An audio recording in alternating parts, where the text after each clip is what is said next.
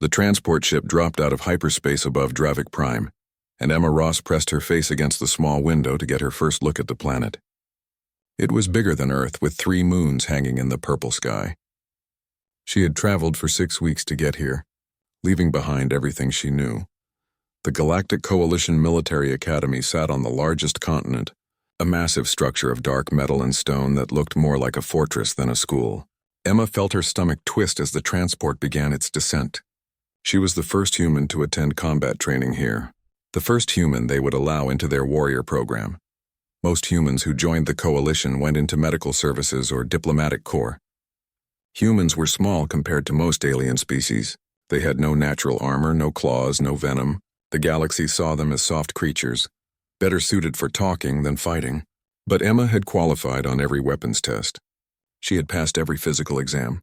She had earned her place here even if nobody else believed it yet. The transport landed with a heavy thud. Emma grabbed her single bag and followed the other new cadets down the ramp. She was immediately aware of how different she was. The Dravik cadets towered over her, their bodies covered in thick armored scales that looked like they could stop bullets. The Korthian cadets were even larger, massive bear-like beings with fur and claws that could tear through steel. The Shen moved on 6 legs, their insect bodies clicking as they walked. Emma was 5'6". She weighed 130 pounds. Her skin was soft and pink, and she bruised easily. She looked like a child next to these beings. A Dravik officer directed the new cadets toward the main building. Emma followed the crowd, trying not to feel small. The other cadets talked among themselves in various languages, most of which the translation device in her ear converted to English. She caught phrases like combat readiness assessment and survival training rotation. They were led to a large hall with rows of seats. Emma noticed that the seats were built for beings much larger than her. She climbed into one near the back and found that her feet barely touched the ground. A young Korthian in the row ahead glanced back at her, his dark eyes curious but not unkind. Emma nodded at him. He turned back around without responding. The hall filled quickly. Emma counted roughly 200 new cadets, all of them young members of their species. This was cub training, the basic program that every coalition soldier went through. Most of these cadets had been training for combat since childhood. Emma had been training for 2 years. The doors at the front of the hall slammed open and every cadet went silent. A Dravik officer entered and Emma felt the temperature in the room seem to drop. He was older than the other Dravik she had seen, with scars crisscrossing his scaled face and arms. One of his eyes was milky white, probably blind. He walked with heavy steps, each footfall echoing through the hall. "I am Instructor Vrak," he announced, his voice like grinding stone. "For the next 16 weeks, your lives belong to me. I will teach you how to fight. I will teach you how to survive, and I will teach you which of you actually belong here." His good eye scanned the assembled cadets slowly, moving from row to row. When his gaze reached the back and landed on Emma, he stopped. For a long moment, he just stared at her. Emma forced herself to meet his gaze, even though everything in her wanted to look away. "A human," Vrak said, his voice carrying across the silent hall. "How very interesting." He walked down the center aisle, his eyes never leaving Emma. The other cadets shifted in their seats, watching.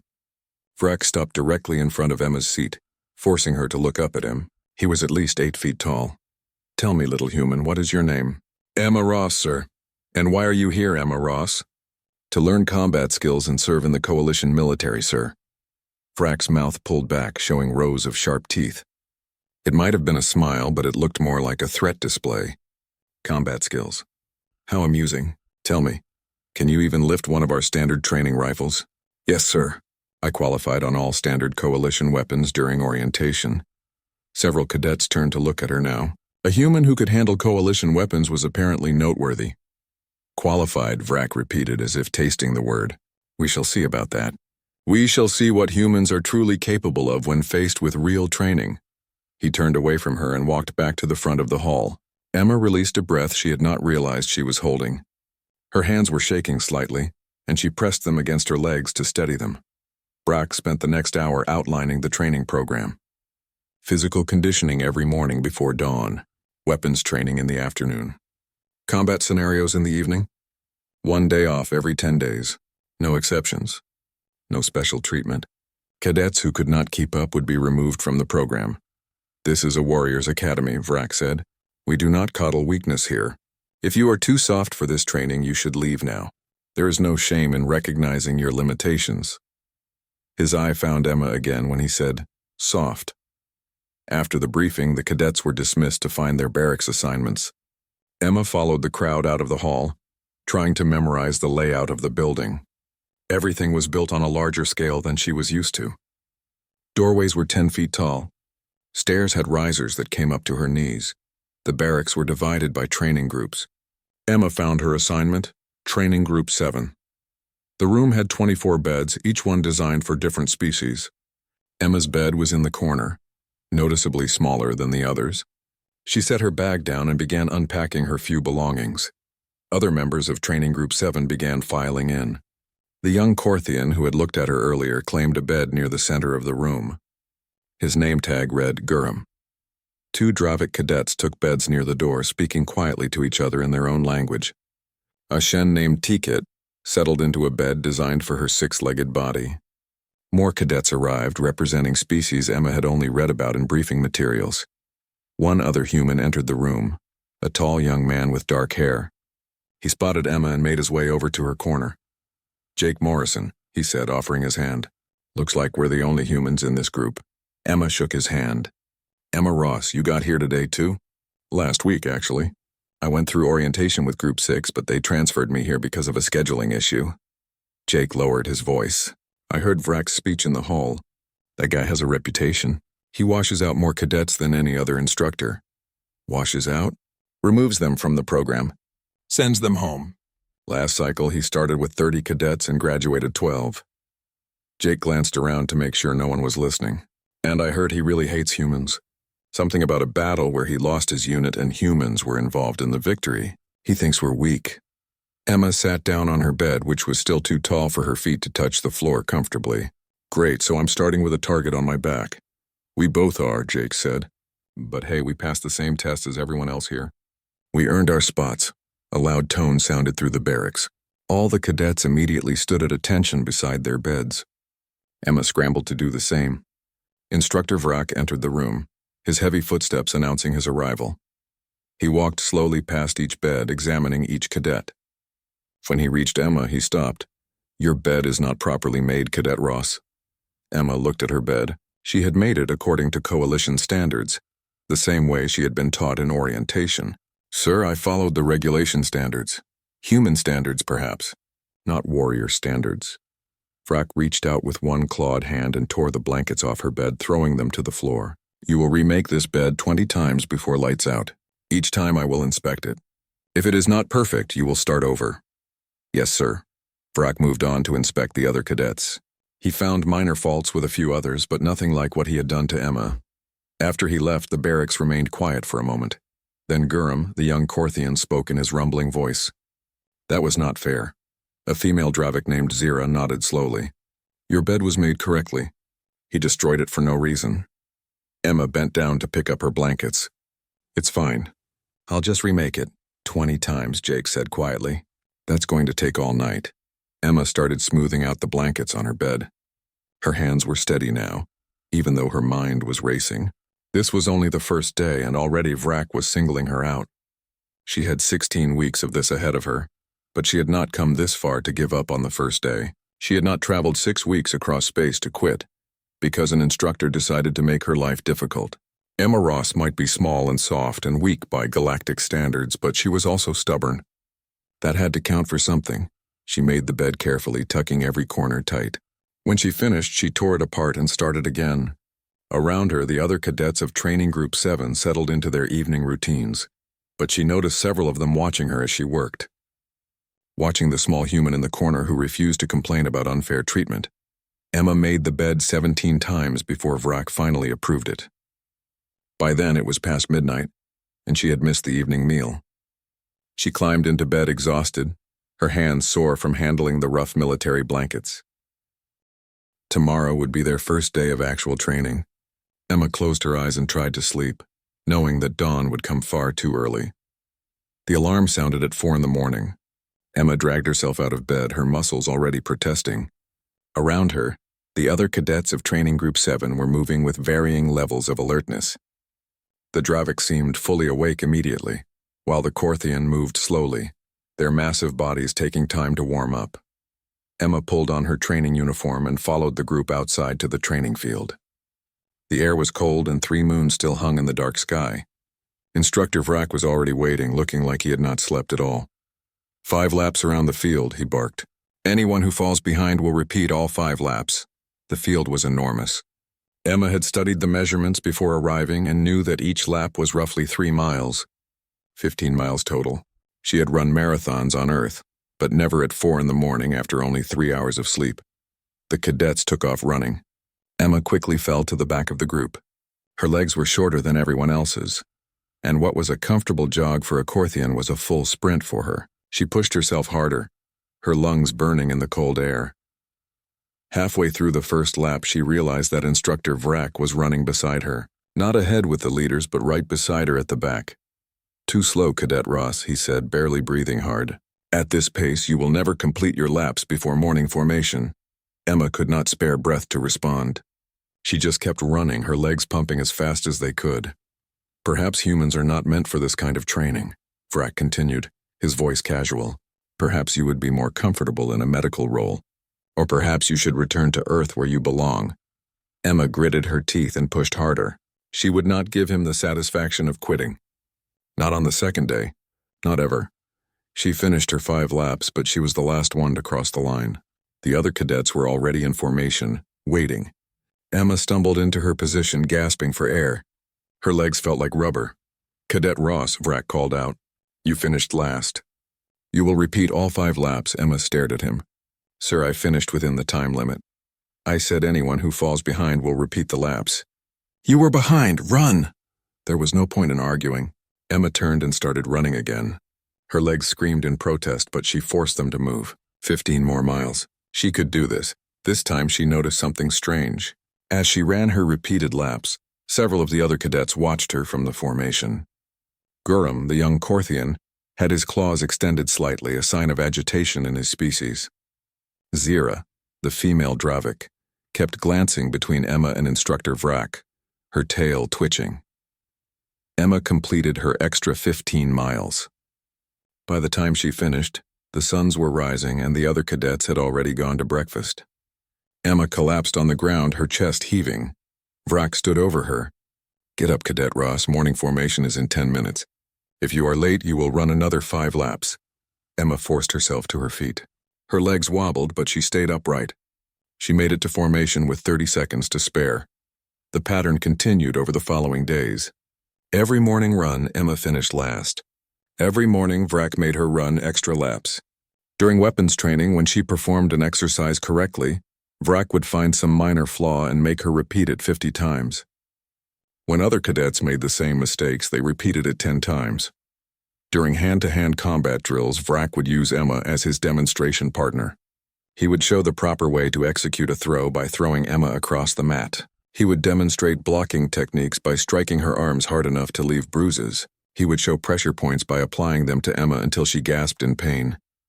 "You must learn where your enemy is vulnerable," Vrak would tell the class as Emma struggled to breathe from a chokehold. "Every species has weak points. Humans have many." Jake tried to speak up once. "Sir, I think Emma needs a break."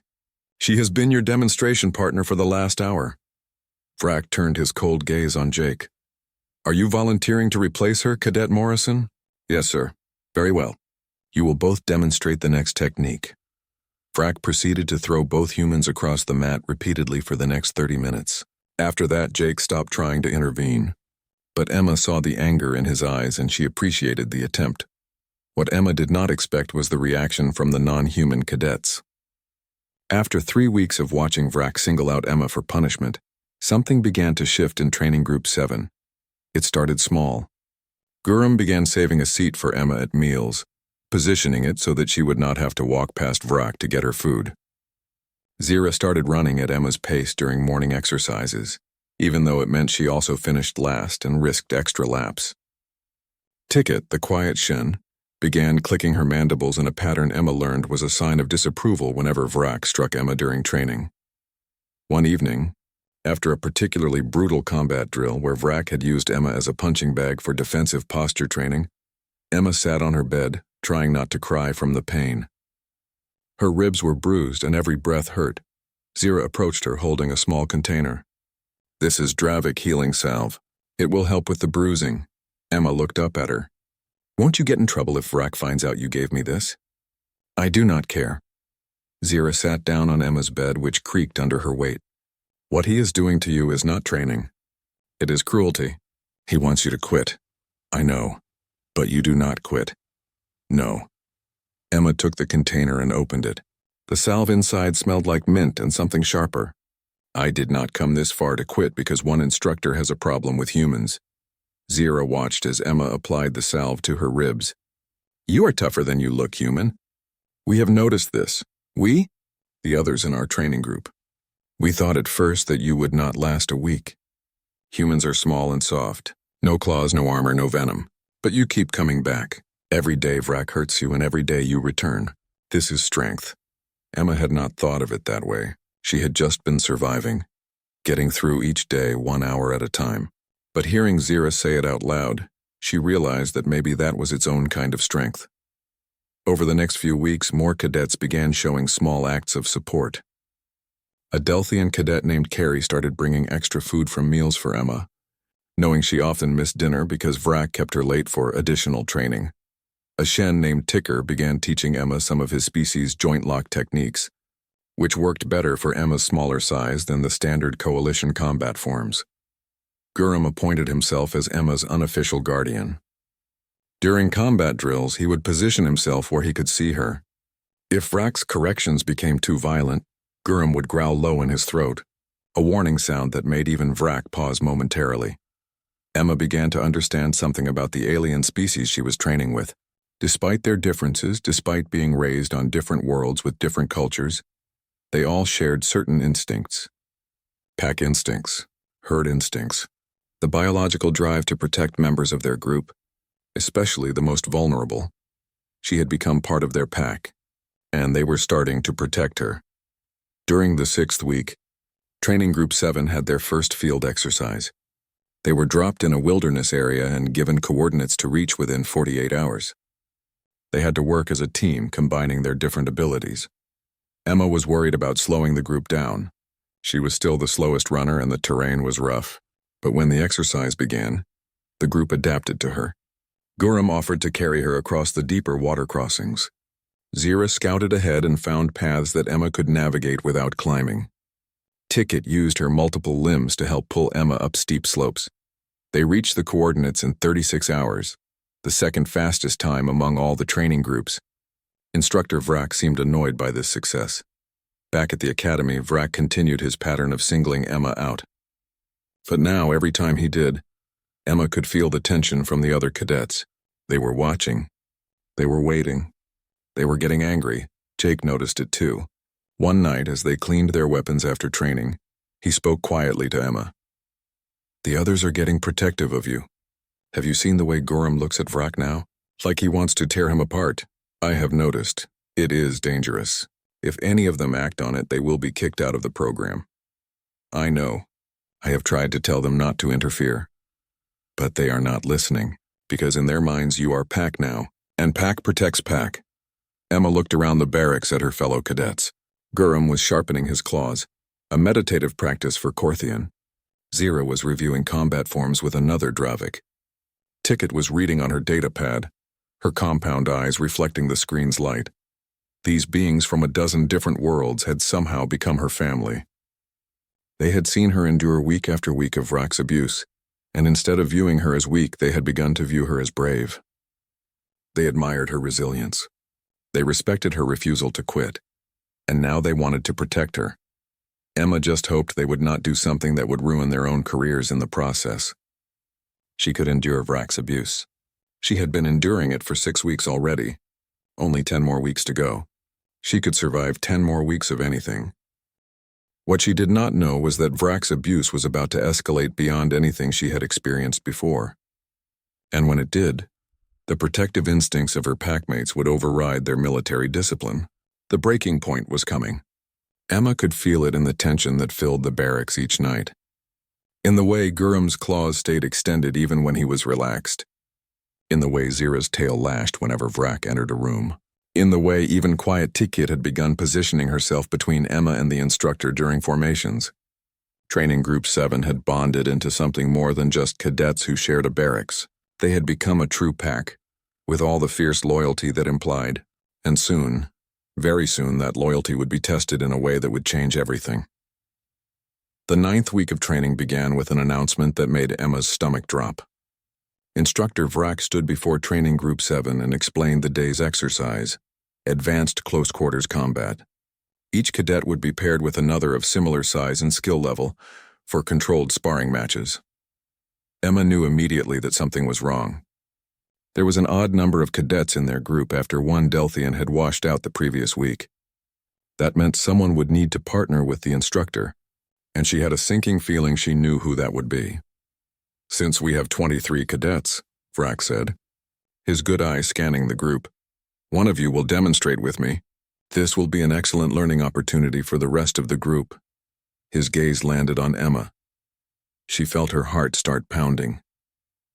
"Cadet Ross, step forward." Emma walked to the center of the training mat. Around her, the other cadets shifted uncomfortably. This was not standard procedure. Instructors rarely sparred with cadets, and when they did, it was meant to be educational, not competitive. But nothing about Vrak's expression suggested this would be educational. Jake started to stand up, probably to volunteer in Emma's place again, but Gurram put a massive paw on his shoulder and held him down. The young Korthian's eyes were locked on Vrak and his claws were fully extended. Emma took her position on the mat, trying to calm her breathing. She had survived 9 weeks of Vrak's abuse. She could survive one sparring match. She just had to stay defensive, protect herself, and wait for it to be over. Vrak circled her slowly, his movements deliberate and predatory. "In real combat, cadets, your enemies will not be gentle. They will not respect your weakness. They will exploit every vulnerability you have." He moved without warning, his speed shocking for someone his size. His backhand caught Emma across the face before she could raise her guard. The force of the blow sent her flying backward across the mat. She hit the ground hard, her head bouncing off the surface. Blood filled her mouth from where her teeth had cut the inside of her cheek. The training hall went completely silent. Even for Vrak, this was extreme. This was not a controlled training strike. This was a full-force combat blow. Emma pushed herself up on shaking arms. Her vision swam, and her ears rang from the impact. She spit blood onto the mat and forced herself to stand. "Again," she said, her voice steady despite the blood on her lips. Vrak's eye gleamed with something that looked like pleasure. "As you wish, Cadet Ross." He advanced on her again, and this time he did not just strike. He grabbed her arm and twisted it behind her back with brutal efficiency. Emma heard the snap before she felt the pain. Then the agony hit her like a wall and she screamed. Her right arm hung at a wrong angle, broken between the elbow and shoulder. The pain was unlike anything she had experienced before, white-hot and all-consuming. She fell to her knees, cradling her broken arm against her chest. "This is what happens to humans who pretend to be warriors," Vrak announced loudly, addressing the assembled cadets. "You break. You are weak. You are prey." He reached down and grabbed Emma by the throat, lifting her off the ground with one clawed hand. Her feet dangled in the air as she struggled to breathe. Vrak's grip tightened, his claws digging into her skin. "This is the reality of combat," Vrak continued, his voice carrying across the silent hall. "The weak are eliminated. The soft are destroyed. Humans have no place among warriors." Emma's vision started to go dark around the edges. She could not breathe. Her broken arm screamed with pain every time she moved, and she was helpless in Vrak's grip. This was it.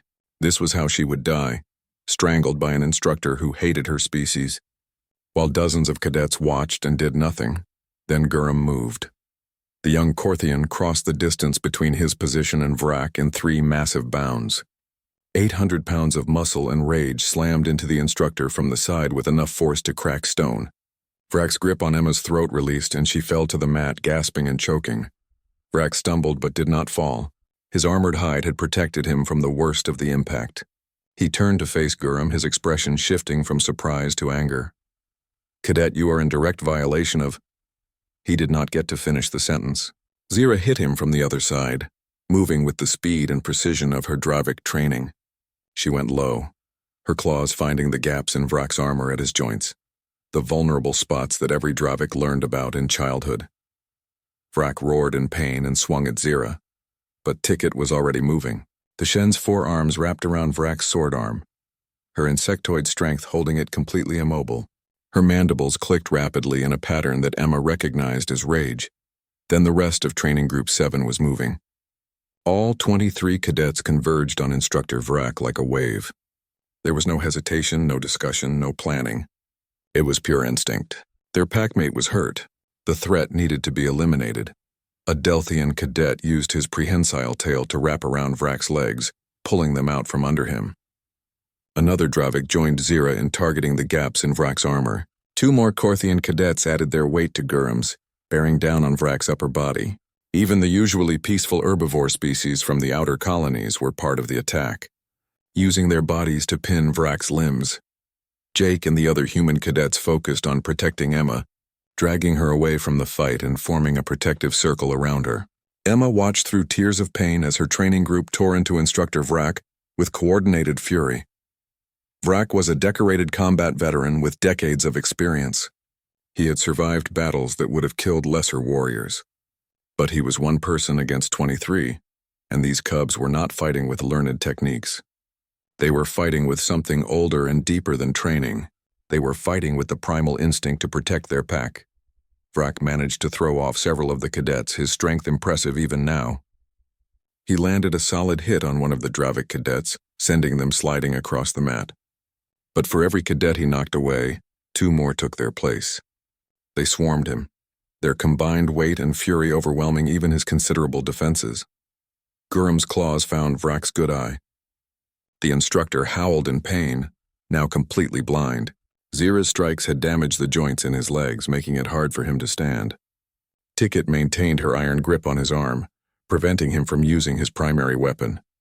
The fight lasted less than 2 minutes. By the time the Academy's security forces burst through the doors, Instructor Vrak was unconscious on the training mat. His armor cracked in a dozen places, bleeding from multiple wounds. The cadets of Training Group 7 stood in a protective circle around Emma, their bodies still tense, ready to fight anyone else who threatened her. They were covered in Vrak's blood and their own, breathing hard, but none of them looked like they regretted what they had done. The security team moved in carefully, their weapons drawn, but not aimed. The lead officer, an older Dravik female, assessed the situation quickly.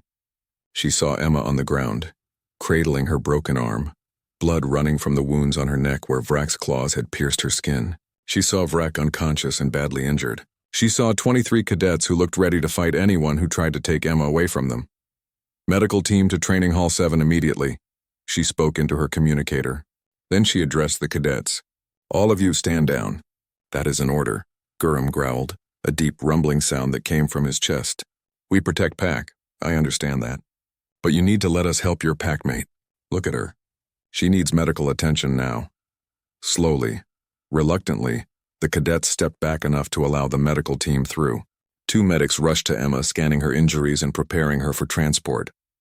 The broken arm was obvious, but there were also the puncture wounds on her neck, the massive bruising on her face, and signs of oxygen deprivation from being strangled. Another medical team began working on Vrak, though they moved with far less urgency.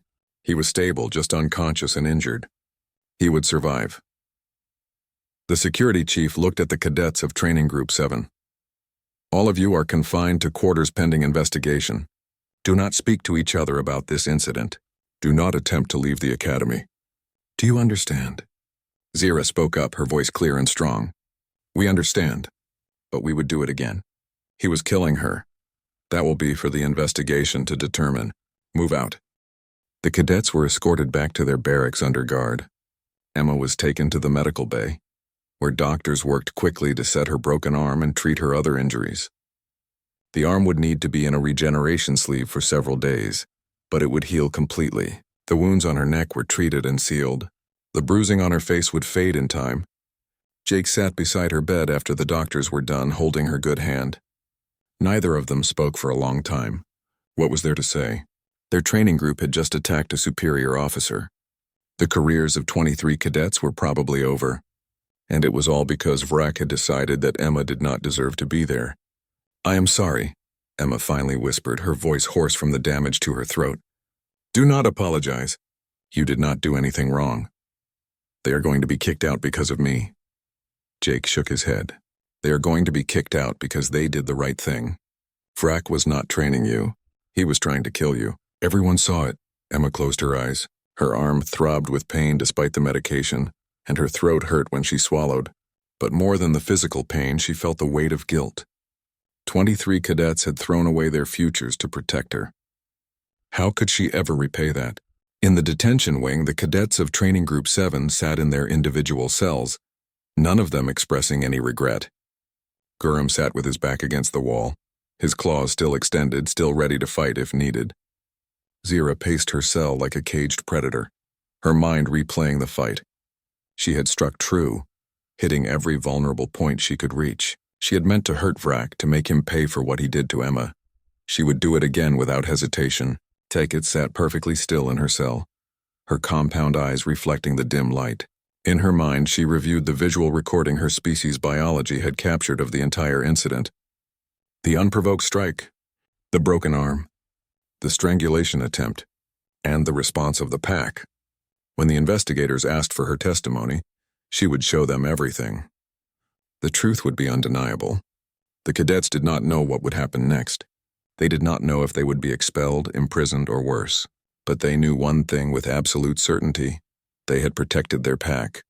Emma was one of them, and they had saved her life. Whatever consequences came, they would face them together. In the medical bay, Emma drifted into an uneasy sleep, her dreams filled with the image of her packmates standing over her, ready to face down any threat. These beings from a dozen different worlds had chosen her. They had declared her worth defending, worth fighting for, worth risking everything to protect. She had sat in the back row during the first day of training, an outsider looking in. Now she was at the center of something bigger than herself.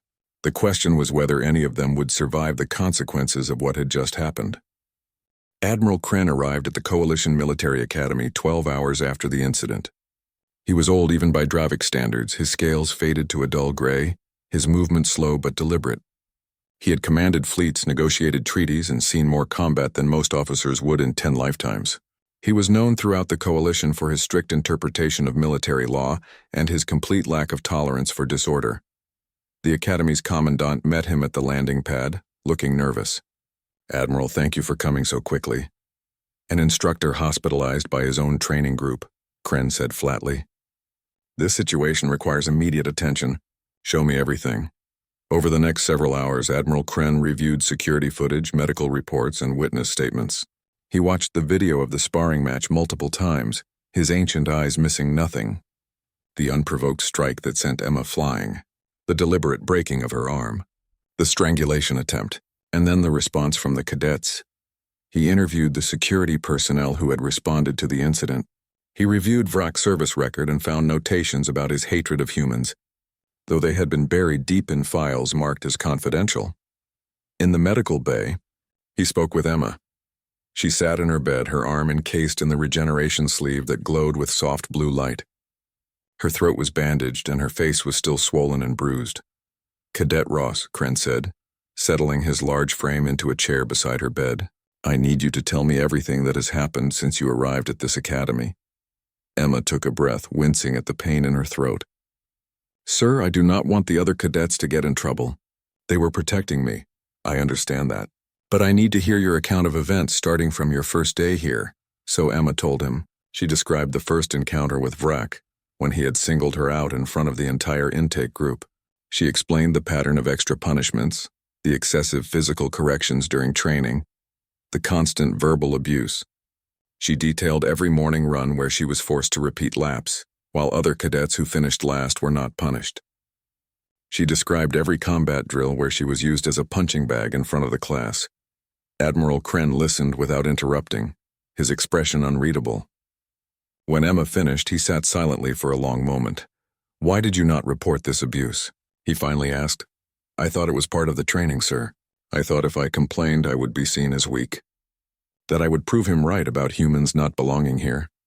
"And the other cadets in your training group? When did they begin showing protective behavior?" "Around the 3rd week, sir. They started sitting with me at meals, helping me during field exercises. bringing me medical supplies when Vrak injured me. They never said it directly, but I could tell they were upset about how he treated me. Did any of them express intentions to harm Instructor Vrak before the incident? Emma shook her head quickly. No, sir, never. They were just protective. What happened in the training hall? That was not planned. It was instinct. They saw him breaking my arm and strangling me, and they reacted. Admiral Kren stood slowly, his old joints creaking. Thank you for your testimony, Cadet Ross. I will take it under consideration. After he left, Emma lay back in her bed, exhausted. She had tried to make it clear that the cadets were not at fault, but she had no idea if the Admiral believed her. She had heard stories about his strict adherence to military law. Attacking a superior officer was one of the most serious offenses in the Coalition Military Code, regardless of the circumstances. Admiral Kren next went to the detention wing. He interviewed each cadet individually, starting with Gurram. The young Korthian sat in his cell, his massive frame making the space feel tiny. When Admiral Kren entered, Gurram stood and gave a proper salute. Cadet Gurram, Kren said, tell me why you attacked Instructor Vrak. He hurt Pack, Gurram said simply. We protect Pack. Cadet Ross is not actually part of your pack. She is a different species from a different world. Gurram's dark eyes met the Admiral's without flinching. Pack is not about species. Pack is about loyalty, about standing together. Emma is Pack. Vrak hurt her. We stopped him.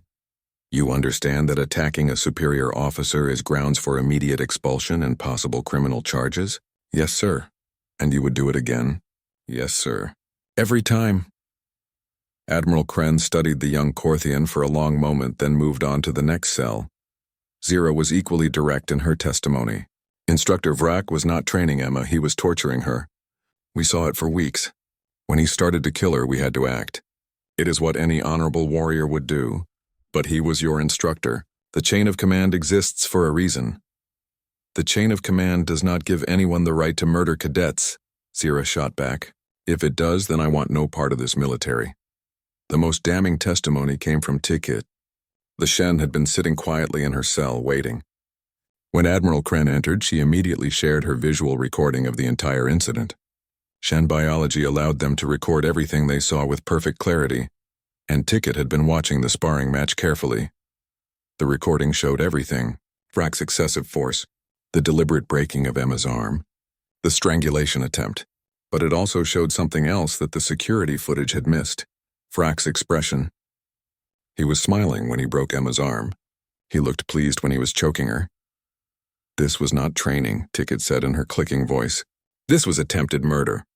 My people have a saying: a warrior who preys on the weak is not a warrior at all. He is a predator that must be stopped.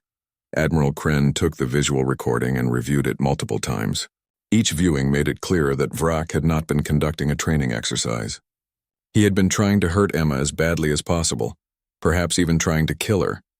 The final piece of the investigation came from Commander Lisa Grant, the human liaison to the Academy. She had been conducting her own research into Vrak's background and found something significant. Admiral, she said, entering his temporary office with a datapad, I found this in the classified military archives. 3 years ago, Instructor Vrak was part of a coalition fleet that engaged hostile forces near the Outer Rim. His ship was badly damaged, and his entire unit was killed. The only reason he survived was because a human-led rescue ship arrived in time to pull survivors from the wreckage. He was saved by humans. Admiral Kren said slowly. Yes, sir. But according to the after-action reports, Vrak blamed humans for the loss of his unit. He claimed that if the human ships had engaged the enemy sooner, his people would not have died. He requested a transfer away from any human-integrated units and was eventually assigned here to the Academy, where he could take out his resentment on human cadets. It appears that way, sir. Emma Ross was not his first target. I found records of 2 other human cadets who washed out of his training groups in the past year. Both cited excessive physical punishment as the reason they could not continue. Admiral Kren set down the datapad and stared out the window at the training fields below. For 3 days he reviewed every piece of evidence, every testimony, every video recording. He barely slept, driven by the weight of the decision he had to make. 23 cadets had attacked a superior officer. By the strict letter of military law, they should all be expelled and face criminal charges. But the circumstances were extraordinary. They had been protecting a packmate from what appeared to be an attempted murder. Every piece of evidence supported their claim that they acted in defense of another. On the fourth day, Admiral Kren called for a full assembly of the Academy. Every cadet, every instructor, every staff member gathered in the main hall. The cadets of Training Group 7 were brought from detention, still in their uniforms, standing at attention but unsure of their fate. Emma was there too, released from the medical bay. Her arm was still in the regeneration sleeve, and she stood with Jake and the other human cadets in the back row. She could not look at Gurram, Zira, Ticket, and the others without feeling overwhelming guilt. Admiral Kren stood at the front of the hall, his presence commanding absolute silence. 4 days ago, an incident occurred in Training Hall 7. An instructor was severely injured by members of his own training group. This is one of the most serious violations of military discipline, and it required careful investigation. The hall remained silent. Every eye was on the Admiral. I have reviewed all evidence and testimony. I have examined the service records of everyone involved, and I have reached a conclusion. He paused, letting the tension build. Instructor Varak has been dishonorably discharged from the coalition military. He will face criminal charges for assault, abuse of authority, and attempted murder. His actions were not those of an instructor or a warrior. They were the actions of a predator who used his position to harm those under his command. A murmur ran through the assembled crowd. Emma felt her legs go weak with relief. The cadets of Training Group 7 have been cleared of all charges, Admiral Kren continued. Furthermore, they are hereby commended for their actions in defense of a fellow cadet. They demonstrated the core principle that all coalition warriors must embody. We protect our own, regardless of species or origin. The Admiral's gaze swept across the assembly. Let this be a lesson to everyone in this academy. The coalition's strength does not come from the individual power of any one species. It comes from our unity. It comes from our willingness to stand together, to protect each other, to recognize that every member of our military family has value. He looked directly at Emma. Cadet Ross has endured weeks of systematic abuse without complaint. She returned every day, determined to prove herself worthy of being here. That is the mark of a true warrior, not the size of one's claws or the thickness of one's armor, but the strength of one's spirit. Then he addressed Training Group 7. You cubs saw injustice and acted to stop it. You put yourselves at risk to protect a packmate. This is exactly the kind of loyalty and courage we need in coalition warriors. You are all hereby advanced to the next phase of training with full honors. The hall erupted in applause. Emma felt tears streaming down her face as Gurram, Zira, Ticket, and the others turned to look at her, their expressions showing relief and joy. They had been cleared. They were not being expelled. Everything was going to be okay. After the assembly, the cadets of Training Group 7 gathered around Emma, careful not to bump her injured arm. Gurram gently placed one massive paw on her shoulder. Pack protects pack, he said simply. Emma looked around at these beings from so many different worlds who had risked everything for her. Thank you. All of you. I will never be able to repay what you did for me. Zira shook her head. There is nothing to repay. You are one of us. That is all that matters. 3 months passed like water through fingers. The remaining weeks of basic training flew by with an intensity that surprised everyone in Training Group 7. With Vrak gone, they received a new instructor, a calm Shen veteran named Commander Kellis who focused on building their skills rather than tearing them down. Emma's arm healed completely, the regeneration technology working as promised. The scars on her neck faded to thin white lines that she barely noticed. But something had changed inside her that went deeper than physical healing. She no longer felt like an outsider trying to prove herself. She was part of something bigger, something stronger than any individual. Training Group 7 became legendary within the academy. Other cadets watched them with a mixture of respect and curiosity. They moved as a single unit during drills, their coordination near perfect. They covered each other's weaknesses and amplified each other's strengths. Adravik's speed combined with Akorthian's power, Ashen's precision supported by human adaptability. They were not just a training group anymore. They were a true pack. The day of graduation arrived with clear skies and all 3 moons visible even in daylight. Emma stood in formation with her fellow graduates, wearing the crisp uniform of a coalition military officer. The regeneration sleeve was gone, replaced by a service badge that marked her as a combat-certified soldier. She was no longer Cadet Ross, she was Lieutenant Ross. The graduation ceremony was attended by officials from across the coalition. The incident with Vrak had become widely known, sparking conversations about species integration and the assumptions different cultures held about one another. Emma and Training Group 7 had become symbols of something larger than themselves. Admiral Kren himself presented their graduation certificates. When he reached Emma, he paused and spoke quietly enough that only she could hear. "You have shown the galaxy something important, Lieutenant Ross. You have shown them that strength comes in many forms. Never forget that." "I won't, sir. Thank you." After the ceremony, the graduates of Training Group 7 gathered in their barracks one last time. Tomorrow, they would receive their assignments and scatter across the galaxy. Tonight was for saying goodbye to the place where they had become a family. Gorham sat on his bed, which groaned under his weight as always. Zira was carefully packing her few possessions. Ticket stood by the window, her compound eyes reflecting the setting suns. Jake was helping one of the Delthian twins fold their extra tails into their travel pack. Emma looked around at all of them, these beings who had changed her life in ways she was still trying to understand. "I have been thinking about something," she said. The others turned to look at her. "Admiral Kren said we could request to stay together as a unit, that we had earned the right to serve together if we wanted to." "And?" Zira asked, "and I think we should do it. I think we are stronger together than we would be apart." Gurham's deep rumble of approval filled the room. "Agreed. Pack stays together." One by one, the others nodded or voiced their agreement.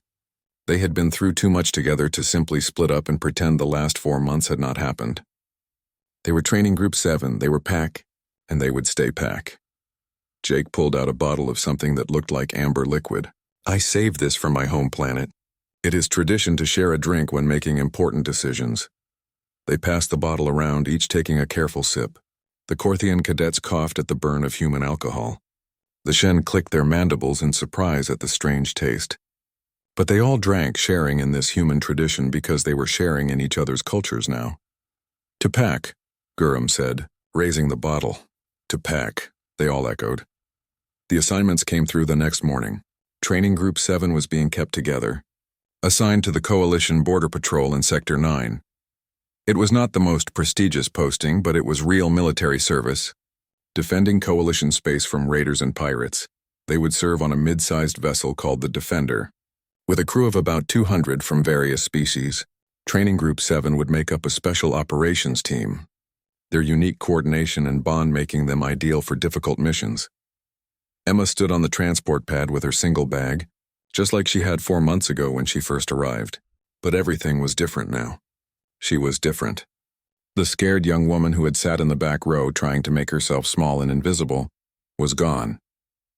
In her place was a warrior who knew her worth, who had earned her place not just through her own strength, but through the loyalty of those who stood beside her. The transport ship lifted off, carrying all 23 members of Training Group 7 toward their new assignment. Emma sat between Gurham and Zira, feeling safe and valued in a way she had never experienced before. "Nervous?" Jake asked from across the aisle. Emma shook her head. "Not really. Whatever we face out there, we face it together." The first few months on the Defender were an adjustment. The regular crew members were curious about Training Group 7, having heard the stories about what happened at the academy. Some were skeptical that such a mixed group could function effectively. Others were simply interested to see if the legends were true. They proved themselves quickly. Their first mission was a rescue operation. A civilian transport had been attacked by raiders and was stranded in a debris field. The Defender's regular boarding team was too large to navigate the unstable wreckage safely. Commander Kellis, who had transferred to the Defender to continue working with Training Group 7, called them to the briefing room. "The transport has 47 civilians aboard, including children. The raiders damaged their life support systems before fleeing. We have maybe 6 hours before the air runs out. The debris field is too unstable for a large rescue team, but a small coordinated group might be able to reach them." "We can do it," Emma said immediately. The others nodded in agreement. They suited up in vacuum gear modified for their different body types and loaded into a small shuttle. Gurham would use his strength to move obstacles. Zira would navigate the debris with her Dravik speed. Ticket would use her multiple limbs to secure rescue lines. Emma and Jake would coordinate with the defender and manage the civilian evacuation. The debris field was worse than the briefing had suggested. Twisted metal and broken hull plating spun through space, creating a deadly maze, but Training Group 7 moved through it like they had been doing this for years instead of days. Gorham pushed aside a section of hull plating that would have taken 3 normal soldiers to move. Zira darted ahead, her movements graceful even in zero gravity, marking safe paths through the debris. Ticket secured lines that would guide the civilians back to the shuttle. They reached the damaged transport and found the civilians huddled in the cargo bay, the only section with stable atmosphere.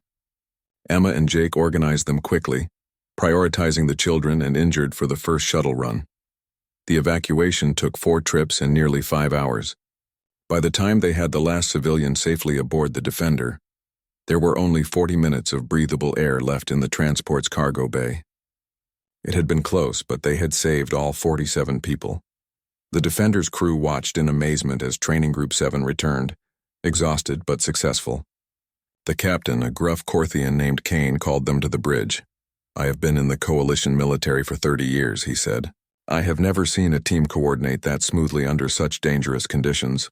Whatever they taught you at the academy, it worked." Emma glanced at her packmates. "They taught us to protect our own, sir. Everything else follows from that."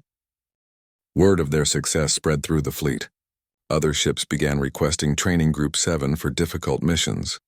They became known for taking impossible situations and finding solutions through their unique combination of skills and absolute trust in each other. 6 months into their assignment, they received a transmission from the Academy.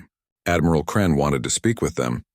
The whole group gathered in the communication room as the Admiral's face appeared on the screen. "Training Group 7, he said, his ancient face showing something that might have been pride. "I have been following your service record. You have exceeded all expectations." "Thank you, sir," Emma responded. "We are just doing our jobs. You are doing more than that." "Your success has changed policies throughout the coalition. We are now actively forming mixed species teams based on your model. We are teaching the principles you demonstrated, that unity and loyalty matter more than individual capabilities." He paused, his gaze moving across each face on the screen. "You cubs showed the galaxy something it needed to see. You showed us that our differences make us stronger when we choose to work together rather than apart. The Coalition Military Academy is naming its new integration training program after your group. Future generations of soldiers will learn about Training Group 7 and what you accomplished." After the transmission ended, the group sat in silence for a moment. Ticket was the first to speak, her mandibles clicking softly. "We did not set out to change anything. We just protected each other." "Maybe that is the point," Jake said. "Maybe change does not come from grand plans or speeches. Maybe it comes from simple acts of loyalty, repeated over and over until they become the new normal." Emma stood and looked around at her packmates. Gorham with his massive frame and gentle spirit. Zira with her fierce loyalty and warrior's heart.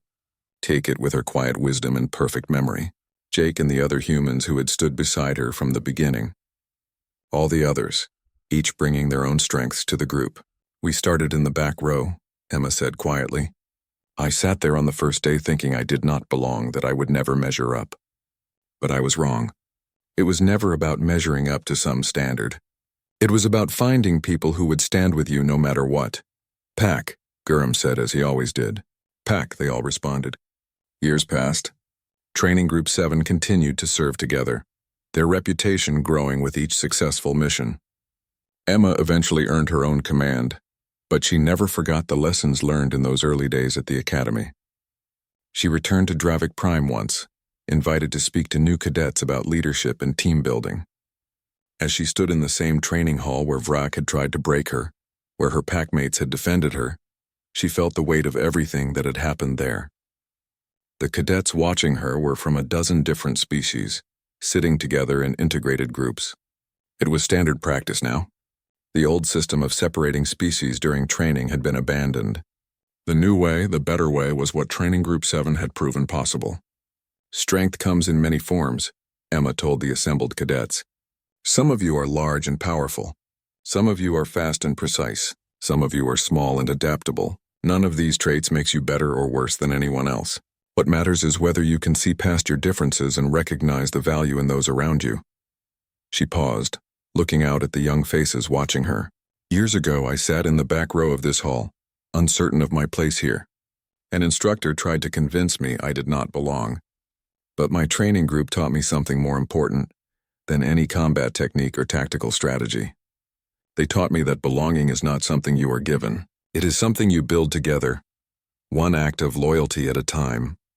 After her speech, several cadets approached with questions. A young human cadet, smaller even than Emma, looked up at her with nervous hope. "Do you think I can make it through training?" the cadet asked. Emma smiled and placed a hand on the cadet's shoulder. "I know you can, not because you are strong or fast or perfect, but because you are here. You showed up. That is the first step. Everything else you will figure out with the help of your pack. My pack?